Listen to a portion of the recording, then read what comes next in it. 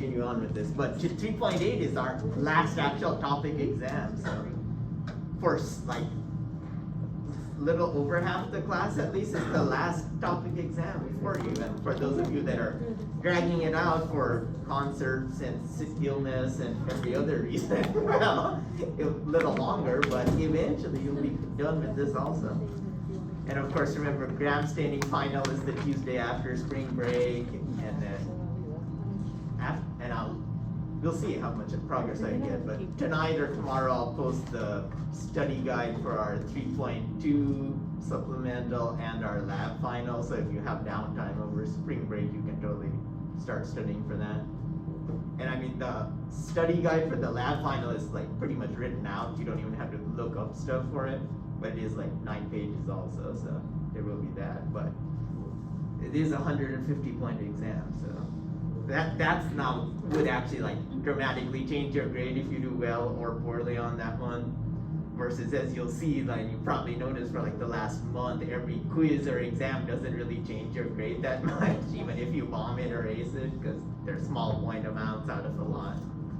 But a lab exam that's 150 points will change your grade.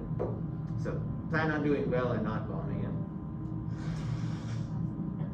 it. Okay, so, and this should be kind of review because we've already covered this lymphatics and how that's connected to the cardiovascular system. But cardiovascular, that's for blood circulating through the body tissues. We're trying to get oxygen to all your cells, take out carbon dioxide. Includes your heart and all its associated blood vessels, including arteries, which are getting blood away from the heart to the body, veins that are returning deoxygenated blood to your heart, and then capillaries, all the small little things where a gas exchange actually occurs.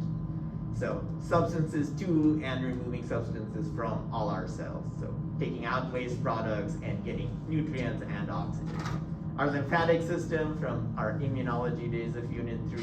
So then we have lymphatic capillaries. They're going to transport interstitial fluid. When it goes actually enters the lymphatic vessels, then it becomes lymph, and that then goes out to your lymph nodes for filtration.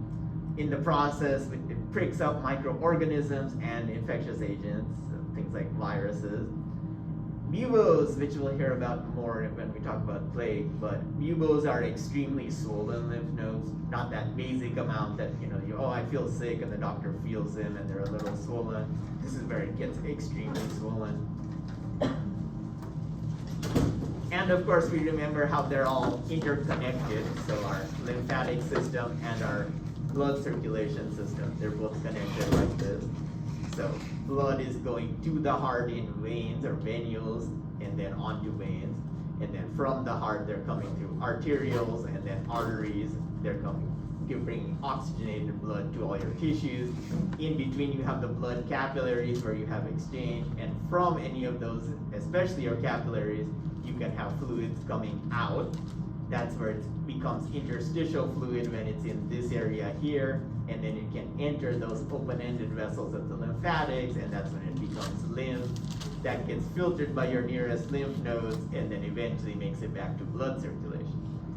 When you do a cross-section of a lymph node, we have the afferent and efferent lymphatics. So afferent is bringing lymph for filtration in the lymph node.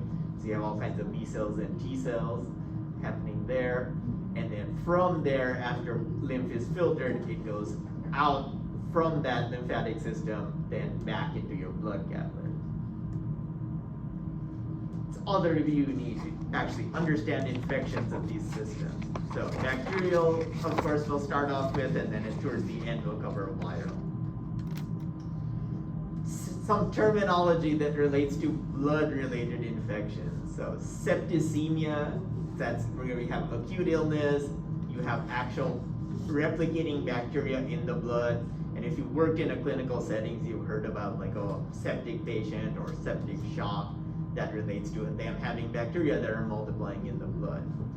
Sepsis itself is just toxic inflammation that's going to arise from the microbes, especially bacteria, or the toxins produced by those bacteria. And they started off from a focus of infection. So they went from, say, your skin and dermis and subcutaneous tissue into the blood system. Severe sepsis, that's where you'll actually go, where you could die from them. So decreased blood pressure, and you have dysfunction of at least one organ. So it could be your heart, it could be your lungs, it could be your liver, kidneys, but something, at least one organ, and the decreased blood pressure. When you go into septic shock, you have sepsis occurring, so you have this, and you have uncontrollable decreases in blood pressure. So that's when your blood pressure just keeps dropping, and that's because of the things produced by the actual bacteria. Lymphangitis, that's where you have inflamed lymph vessels. Normally, if you look at any part of your body, you can't actually tell that there's lymphatic vessels there. You can see the nice green of your arteries flowing around, but you don't get to see the lymphatic vessels unless they're inflamed. They're there, but you just don't see it because the lymph that's flowing through there is clear. So now, when you have an inflamed lymph vessel, though, here, caused by a toxin or bacteria or something, then you get to see that, oh crap, that's inflamed. Gram-negative sepsis, so specifically caused by gram-negative bacteria. It's also called endotoxic shock because, of course, gram-negatives produce endotoxin. Endotoxins are just those lipopolysaccharides that we've heard of before.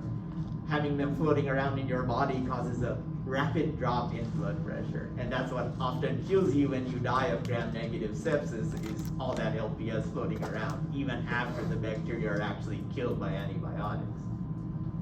Klebsiella species, E. coli, and Pseudomonas aeruginosa, they're the most frequent ones that cause gram-negative sepsis, but really any gram-negative bacterium can cause sepsis if it gets into you. Antibiotics can worsen this by killing all the bacteria all at once, so they fall apart and they release all that stuff from their outer membrane. Treatment, if you're treating for that, you have the antibiotics, but then you also want to neutralize all that LPS that's floating around your lymphatic system and your blood circulation. So you have the energy and the products available. You'll actually provide antibody treatment also as an IV, and those antibodies are actually in some cases targeting the cytokines that your own body is producing, so you're trying to decrease that inflammation. Puerperal sepsis, also called puerperal fever and childbirth fever because it used to affect women after childbirth. Thankfully, it's not as bad as it was like 100 years ago when it used to often kill mothers that were delivering their children. But it's caused by Streptococcus pyogenes, our friend from when we talked about skin infections. This is a hospital-acquired infection, so you go in to give birth at the hospital and you pick up this infection as the mother. It's transmitted to the mother either during childbirth, or if she's going to like a clinic that performs abortions, it can also be spread that way. You have infection of the uterus, and then from there it progresses to an infection of the entire abdominal cavity, where that's peritonitis, and then to sepsis when it gets into the blood circulation. So mothers would often actually die of this. The baby was delivered, but then the mother got infected at that point, and then she ended up dying, usually, a couple weeks after giving birth. Cases have decreased dramatically because now they actually care about hygiene way more than they used to. It used to be really pitiful on how much hygiene was provided. If someone was in a hospital, especially a small town hospital, they could be looking at the morgue at dead bodies and, oh, there's a mother that came in for delivery and they don't wash their hands, they don't have gloves available, they just go deliver the baby after, putting their hands all over that dead body. And of course they can spread bacteria that way. Other thing is, of course, antibiotics, which have helped a lot and saved countless lives. So if a mother does get this infection, at least the antibiotics can be given early. Because usually she's in there a couple days after giving birth, and by that time, if she actually picks this up, she starts showing symptoms. Now looking at bacterial infections of the heart. So we have, everything's about matters of the heart. In this case, it's bacterial infections. Endocarditis, just a general term. You have inflammation of the endocardium, and that's the inner layer of the heart. So it's actually part of the heart, but it's inflammation of that. And that's going to be what lines the heart muscles and the valves. So it's actually like if you looked at a heart just that outer lining of it, not the pericardium, which is the actual membrane that surrounds it and keeps it in a sac, but the endocardium, that's the outermost layer of the heart physically itself. When you develop subacute bacterial endocarditis, so that's subacute because you do have symptoms, but they're moving slowly. Acute is like when you have an acute infection, like we talked about, it's rapid, it happens and it's over.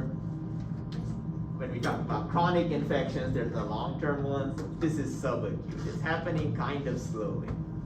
It's going to impair the function of your heart valves especially, and this is going to be caused by alpha hemolytic streptococci, the viridans group. And that's going to be from things that are already in you, usually from your oral cavity or from like infection of the tonsils if you still have those. When you get acute bacterial endocarditis, it's going to progress really quickly. You have rapid destruction of your heart valves, and you often you need a heart transplant pretty quick after that because it's damaged the heart valves, or replacement of at least the valves. And this one's caused by Staphylococcus aureus, the same one that affects a lot of our skin infections that we talked about before. So we're going to focus on the viridans group because they're the ones we haven't talked about yet. They're alpha hemolytic streptococci. As the name suggests, it's a group of them. It's not just one specific bacterium. And they're commonly found in your mouth. And a lot of you, when you did your swabbing of the throat and you saw alpha hemolytic bacteria on your blood agar, a lot of them are naturally in your mouth. Also, they're going to be present in your nasopharynx, so where the nasal passage connects with your throat, but also in the genital tract and in some parts of your skin. They can cause serious systemic infections if you're susceptible to them. So obviously, if we all have them in our mouth, we're not all getting sick from that. They're considered opportunistic pathogens. As we know, that means they need help to invade. You're on chemo, you've just had major surgery, and you're on anti-inflammatory, something like that, and that sets you up for these kind of infections. Some of the species, Strep mitis, Strep mutans, Strep anginosus, Strep salivarius, and Strep sanguinis. All of these are normal inhabitants of your mouth. Some of these are things that cause like cavities and periodontitis and all the inflammation of your gums and rotting away of your teeth. All of that relates to some of these bacteria. They will then enter the tissue through dental or surgical procedures. If you chew hard foods and crack a tooth or cut your gums, or brushing or flossing along with poor hygiene. This is like, oh, I got to study for this big lab final in micro, I'm freaking out, and you don't brush your teeth for a couple days. And then finally you ace the exam and you're like, yeah, I'm awesome, I can brush and floss again. And then you do that and you see blood when you spit out. Yeah, that's because now you have poor hygiene, but just anywhere that's bleeding, then the bacteria that are in your mouth can get into the blood circulation. So the viridans group tends to cause subacute endocarditis. So you have bacteria in the blood then, where they go from your oral cavity, go wander around your blood, but they don't just settle anywhere. They'll settle on damaged regions of your heart lining or your valves.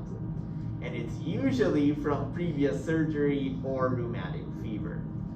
So Strep pyogenes is the one that normally causes rheumatic fever, and that leads to some scarring and damage of your heart, makes it easier for these bacteria of the viridans group to settle on those damaged regions.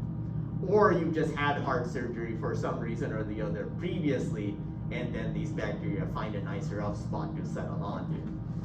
Once there, they form a biofilm called the vegetation. It's great in your garden, but it's horrible in your heart. And these masses that form then are called emboli. They will be just, big areas of bacteria. They'll then break off from the biofilm, because that's how biofilms work when they want to colonize a new area, and they'll end up blocking circulation in some of the small capillaries of your lungs or your brain. Here you have slow and often uncertain symptoms. Things that are like, my heart rate feels up, or my blood pressure, or I'm a little weaker than usual today, or I kind of have a low fever. So weight loss can also be in this, anemia, heart murmurs, if a doctor actually did like a heart checkup and could feel those murmurs. but it's not anything that right away you know that it's subacute endocarditis. It's going to be diagnosed by bacteremia, so bacteria in the blood where they break off from these emboli, and then blood culture to see that they are streptococci. So if you did an echocardiogram and ECG, you would see this. So here's the whole heart, the different chambers, the left ventricle, left atrium, then right ventricle would be up here, and then right ventricle would be down there. So there's valves in between all those chambers, and those valves are the kind that are just flaps of tissue that open and close with pressure. So in this case, between your atrium and ventricle, there's the mitral valves. That's where you can have one of these vegetation form. They block some of that, and of course they're getting nutrients from chewing on the tissue itself, and in the process then some can break off. So if you end up seeing surgery from something like this, all this white goodness is the actual biofilm, that vegetation that's formed on someone's heart. So relating to rheumatic fever then, now that we know what can infect it afterwards, so long-term complications of Streptococcus pyogenes are rheumatic fever. It's going to arise within weeks of infection, and it's usually after strep throat has happened. So you get strep throat as a kid pretty frequently. Then, a few weeks later, not everyone gets this, but a small percentage of people that get strep throat, and actual strep throat, not just, I have a sore throat, but actually strep pyogenes cause strep throat. Then some fraction of people will also get rheumatic fever.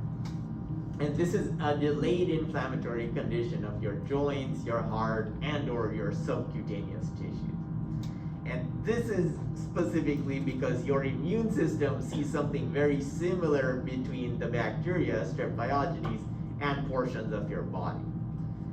So this is actually your immune system in overdrive rather than the bacteria themselves. It's a type 2 hypersensitivity where you actually have cross-reactive antibodies. They used to recognize the surface of the bacteria of strep pyogenes. Now they bind to some of your surface molecules.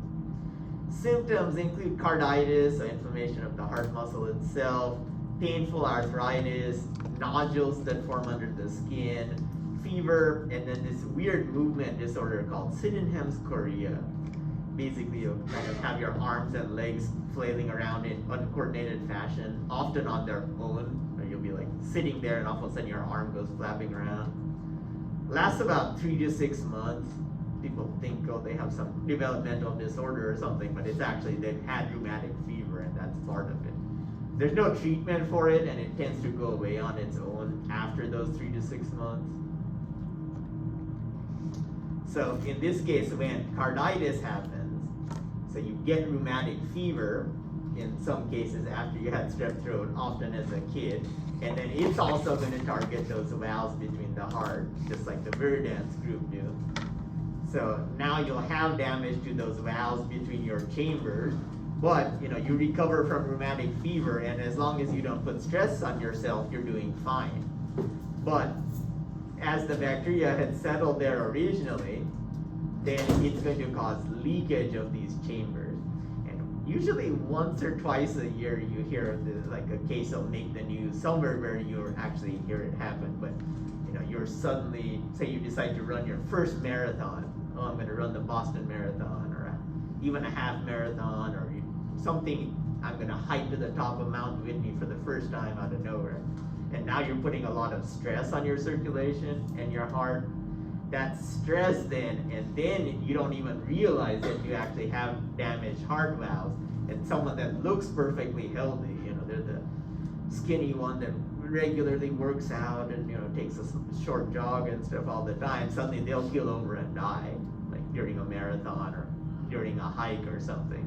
And then when they do the autopsy, they find out that, they had damaged heart valves, and that's what caused their heart to fail. And then, I remember they had rheumatic fever as a kid, and it all makes sense suddenly. Next one has local connections, tularemia or rabbit fever. Another one of the random things our county is famous for.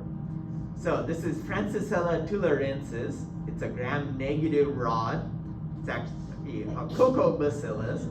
So if you remember cocobacilli, much like Klebsiella, that some of you have issues seeing the roddishness of Klebsiella. So this is sort of in that same boat. It's a rod, but it's a fat, chubby rod. It's aerobic, so it doesn't ferment carbohydrates. It doesn't actually go through fermentation at all. And it's the causative agent of the disease tularemia, also called rabbit fever. So on this one, it's a zoonotic disease, happens in some mammals that are endemic to the northern hemisphere, so north of the equator. And it got its name from where it was first observed, right here in Tulare County, in ground squirrels, because if you wandered around anytime at some shaded spot under a tree, you'll often see ground squirrels around here. So that's where it was actually first found, way back in 1911. That's how it got its name. The reservoir isn't just squirrels, there's mainly rodents and rabbits, but then they're found in lots of other animals, skunks, beavers, foxes, opossums. It's called rabbit fever because when it does happen in rabbits, it tends to happen in clusters, and you have outbreaks of this happening in wild rabbit populations, where you go to an acreage of land and you'll see dozens of rabbits that have died from this. They tend to die in pack groups like that because rabbits like to, mingle and bond. Often there's an arthropod vector involved in spreading it to humans, like ticks and biting flies and mites and mosquitoes. So they will have been on one of these kind of animals, and then you go out in the wilderness because nature is good. But one of these happens to land on you and start sucking on you, and oops, now you got it also. On the pathology, so infection is going to result in a few different ways. You can have inoculation of the skin or the eye. That's going to be where you have direct contact with an infected animal, and it scratches you, you're picking up the carcass and they happen to scrape you, something bites you, or animal products, blood, saliva, urine, feces, something like that. We also have insect vectors that bite you, contaminated water where it's in the water itself, or in dust, like animal pens, and then a rat or mouse or something had it and their droppings are there. You're cleaning up the animal pens where your goats and chickens and things hang out, and then it gets up into the air and it gets into your eye.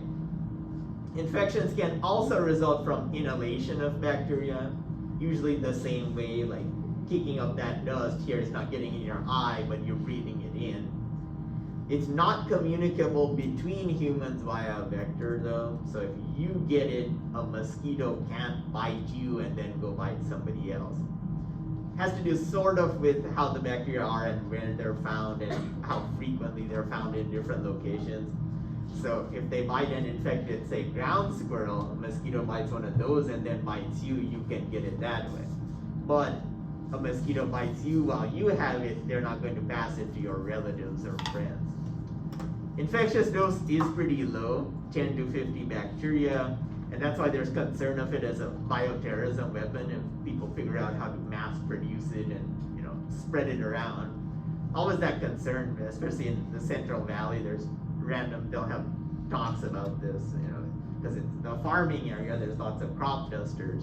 If someone could figure out how to actually grow up a lot of bacteria or virus or toxin and then be able to spread it all over an area where there's a group of people, like concert or sporting event or some gathering where there's a lot of people, but use one of those crop dusters to spread it around. It's naturally an intracellular pathogen. It survives and spreads in macrophages really well, and from there the macrophages move around the body, so does the bacteria. Incubation period goes a few days to about 3 weeks before you start having symptoms. When you do start having symptoms, headache, backache, fever, chills, malaise, nothing that's like super specific to rabbit fever. Clinical manifestations then that actually do point towards that then are ulcerative skin lesions, swollen lymph nodes, conjunctival inflammation, especially if it got to the eye originally, sore throat, intestinal disruption, and pulmonary involvement. That's when it gets serious, where you you start having edema of the lungs, you have breathing troubles. The death rate is less than 3% if you have a local skin infection, but 30% or so if you have systemic or pulmonic disease, so disease of the lungs. So it's, 3 out of every 10 people die from this when it spreads throughout the body. And when it does spread, it's going via the lymphatics and blood circulation. While we're on animal diseases, let's talk about brucellosis, also called undulant fever. So this is the world's most common bacterial zoonotic disease. Zoonotic means coming from an animal, of course bacteria. 500,000 annual cases worldwide. So if you decide to, ace this class and reward yourself by traveling somewhere out of the country, like to the Mediterranean, Central or South America, Eastern Europe, maybe not right now, but in the future maybe. Asia, Africa, parts of the Middle East, all of those you can naturally find this bacteria. It's caused by a few different species of the genus Brucella. So it's an aerobic gram-negative bacterium. It's a cocobacillus again, so short fat rods. They'll cause disease in different animals depending on what species. So Brucella abortus is going to affect elk and bison and cows. Brucella suis relates to pigs, so it affects swine. And then Brucella melitensis, that's going to be the one that affects goats and sheep and camels. So this species here is the one that's the cause of most human cases. If you have contact with goats or sheep, or you decide to take a camel ride somewhere, that's how you can pick it up. So it's especially common when you drink the milk from infected animals, or you have contact with the infected animals themselves.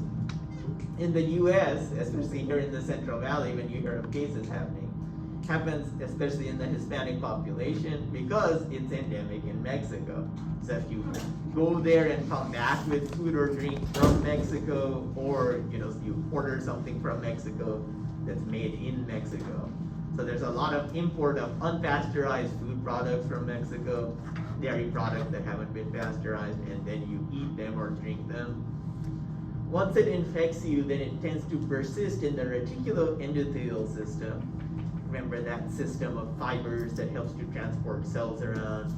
It's great at evading your phagocytic cells, and then it spreads to your lymphatic system. Once it's in your lymphatics, it can become chronic, hang out there for a lifetime if you weren't treated with it. Signs and symptoms include an undulant fever, different from just the run-of-the-mill normal fever. So undulant means rising and falling. So basically you go up and then you'll be burning up, and then you go to having extreme chills after that. Malaise, night sweats, and muscle aches, all of those. It's not usually fatal, but if you have all of these happening, weeks and weeks at a time, that gets kind of boring and a little annoying. And then, maybe I should get that checked. Then moving into gangrene, another awesome one, something that you may see cases of in a hospital or clinical setting, and hopefully none of you actually get to experience gangrene yourself, because it's not a fun one to have. Some of these you can be excited, like, hey, I survived this and it was pretty awesome and I got to eat ice cream in the hospital. This isn't one of them that you can brag like that. So some terminology, ischemia just means loss of a blood supply to a tissue.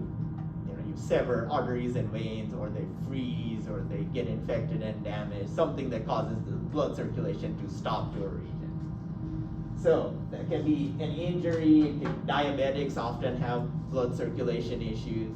So they tend to have like fingers and toes amputated. It's because their blood circulation is affected. But when blood circulation is affected, that creates anaerobic conditions. And anaerobic conditions are bad for us when we talk to like Clostridium botulinum, when we talk about Clostridium tetani, all of those low anaerobic conditions, we're in the same category here. So necrosis is when you actually have death of the tissue because it's lost its blood supply. So there's not oxygen getting to it. Lots of nutrients though for bacteria. Rotting flesh is full of lots of nutrients that bacteria love to chew on. Gangrene itself is death of your soft tissue, like muscle. So a lot of cases you'll hear of gas gangrene, that those two terms go together.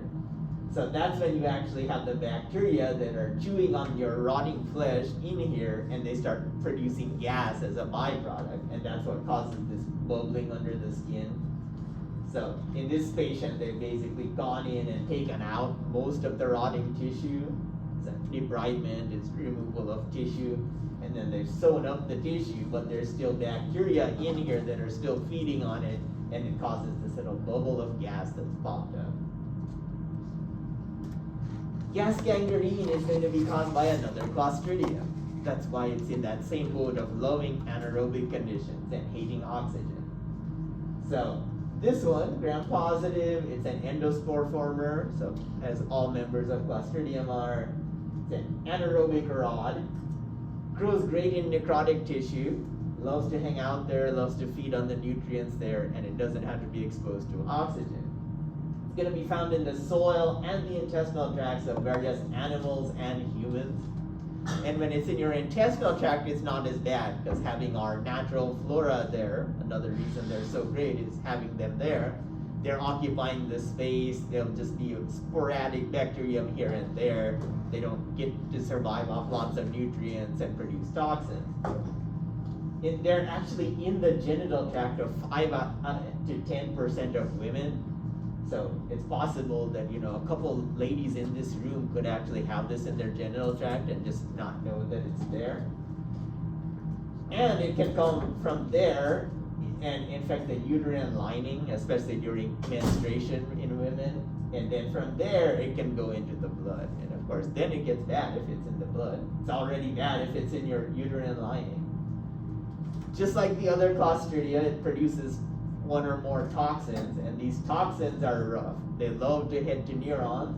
They'll head to your muscle bundles, and they kill more tissue there. They'll go along your neurons, get to the muscles. As they kill more tissue there, the bacteria can spread throughout your body, because anywhere there's dead tissue, then it becomes anaerobic. The Clostridium love to be there. From there, it can spread into the bloodstream. And of course, your bloodstream is also being damaged in the process of all this tissue dying. These can ferment carbohydrates in the dead tissue, and that produces carbon dioxide and hydrogen gas. And that's what you see popping up here in this figure is that carbon dioxide and hydrogen. You also hear of a lot of people doing boating accidents and coming back with this also, where they'll get themselves caught or scraped or something on a boat, and they're out at sea, and oh yeah, I took a boat trip for 2 or 3 days and they barely make it back home. They're kind of fever and vomiting and all this when they make it home, and then they rush to the hospital and they're diagnosed with this actually. And a lot have, by that time, just in those couple of days they've been out at sea, they often have to have some arm or leg or something amputated where the infection actually started. Then going into the plague, this is a great one because you hear about, I try to get away from microbes, not the plague. I can't stand that class. It's the same where that name came from, is because the plague, people do try to run away from it because it kills millions and millions of people, especially back in the days. So there's 3 Yersinia species, the genus Yersinia. They all cause zoonotic diseases that come from animals, and those are called yersinoses. Yersinia intercolitica and Yersinia pseudotuberculosis. Both of those are individual species. They are enteric bacteria that you find from animals. They give us intestinal infections. Whoop-de-doo. The ones we're really going to care about is Yersinia pestis, because it doesn't cause intestinal issues. Non-enteric, it causes the disease, plague. Plague has had all kinds of massive epidemics and pandemics going back many centuries. Killed about 100 million people in the 6th century, and that's like the 500s AD, that's about when that was happening. And 100 million people at that time is a huge fraction of the total world population. That's like a third of the world's population getting killed off. Then the Black Death, that killed about a third of Europe's population back in the 1300s. That was, spreading like wildfire back in those days, and they didn't know how to contain infections, and there were corpses everywhere, and that was not a great time either. They've done some back studies on this, mostly like ticks and fleas, and those especially get blamed for that, spreading from rats, but it turns out that they think actually a lot of that was being spread by body lice, because people just had poor hygiene, and then, they're in crowded conditions, a lot of them are poor, and then they spread it between those body lice, and that's how a lot of people may have died, is because of those lice rather than the fleas and ticks that get blamed for this kind of stuff. The last big pandemic was in the late 1800s, and that's actually how plague made it to the US, was in that last big pandemic. It infected rats, especially, and then it spreads to native animals, and that's when it happened, right? In San Francisco Bay, they think was one of the big spots of that. So some rats that came on the ships then got up in San Francisco and then spread all over the place ever since. And then they interact with other wild animals, and then they have it naturally.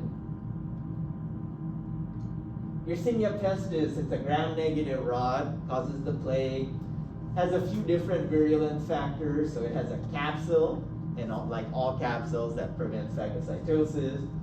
Has envelope proteins that allow intracellular growth. So if it gets phagocytosed by a bacterium or by a macrophage or dendritic cell or neutrophil or something, still it has those envelope proteins that allow it to just ignore all that fun and just keep multiplying.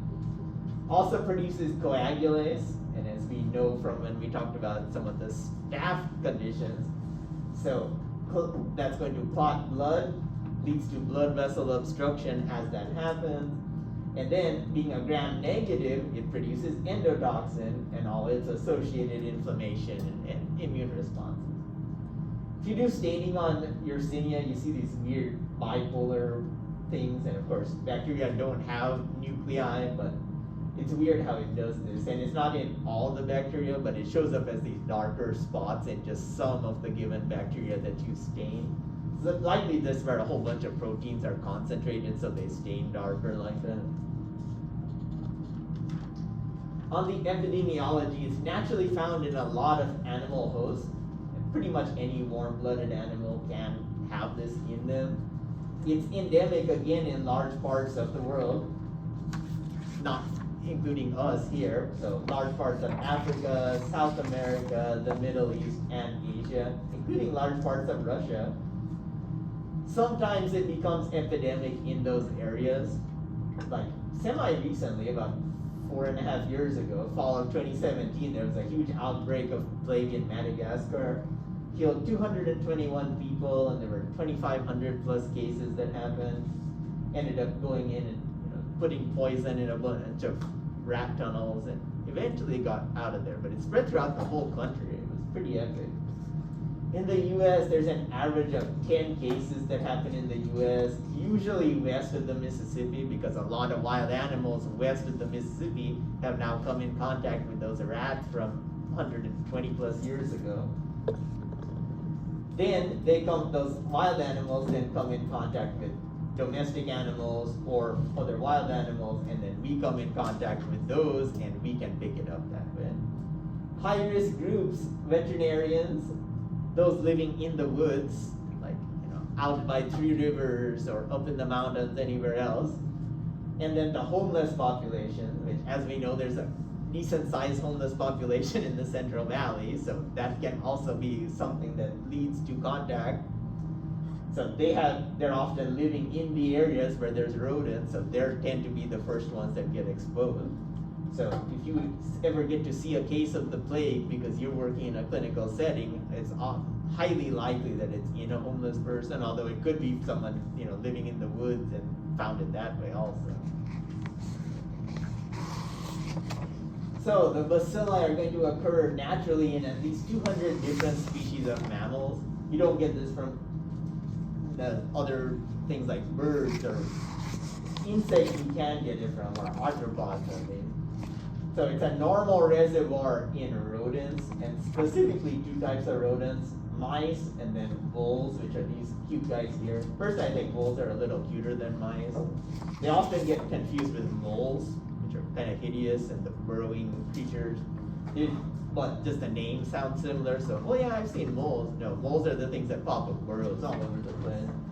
Voles are these cute guys. So in these, it's not going to cause disease. They carry them around, but they won't get sick from them. They're the natural reservoir in this case. Then they're going to spread it because fleas are going to spread it from biting a mouse or a vole to something else. And those are the amplifying hosts. Those are going to be the things where the bacteria do replicate and they do cause disease and death. So things like rats and ground squirrels and prairie dogs and chipmunks and rabbits, things that we have in the Central Valley, of course. So all of the amplifying hosts actually do experience disease. You have these mass die-offs, especially if it's something that lives in large groups like prairie dogs tend to or ground squirrels tend to. One gets it, they're in close contact with others, and then you'll have the whole colony get killed off. Usually coming in contact with one or more of the amplifying hosts is how we get it. Can also infect other animals. That had cases in camels and sheep and coyotes and deer and dogs and cats. So they could technically, your dog or cat goes out and, oh yeah, here's an easy picking with a squirrel or something, and they tear it apart, flea jumps onto them, bites them, they get it, and then you're, of course, snuggling with your dog or cat, and then you get it that way. Humans can be exposed to the bacteria via aerosols of an amplifying host.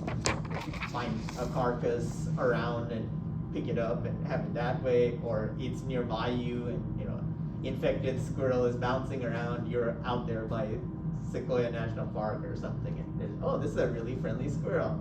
That's because it has the plague.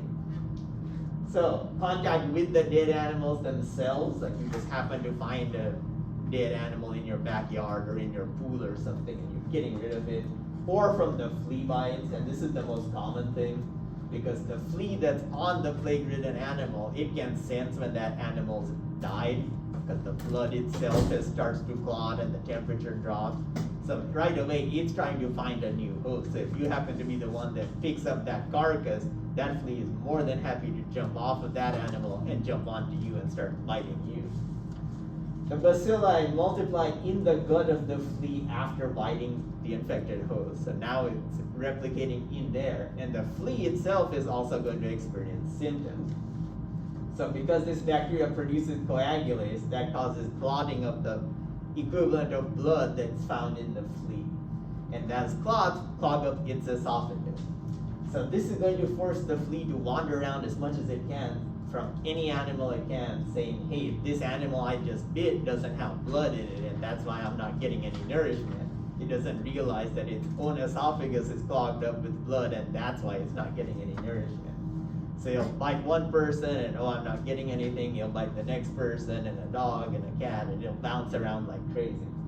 In this process, there's regurgitated material, stuff from the clot and food it's trying to bite or chew on, and some of those bacilli, they get transferred into the next host that it bites. It just keeps bouncing around like that. A lot of fleas are not host specific. They don't care where they're getting their blood from as long as they're getting their blood. So mice and voles, they're the natural reservoir. It's endemic in them. It replicates slowly in them, but it doesn't make them sick. But a flea bites one of them, then it bites something of the amplifying hosts, like chipmunks and ground squirrels and skunks and rabbits. They actually experience disease and symptoms, of course. They'll tend to die off in groups. When you have disease in wild animals like this, it's called sylvatic plague. From there, it's often like this guy who has this sour face on it. That's because he has the plague, and that's why he has that sour face. But he can get it from the aerosols of these animals, from a flea hopping from the infected animal and biting them, or from the carcass directly. Then someone can spread it to another person by droplets if they're coughing. And when that happens, this person gets pneumonic plague that affects the lungs.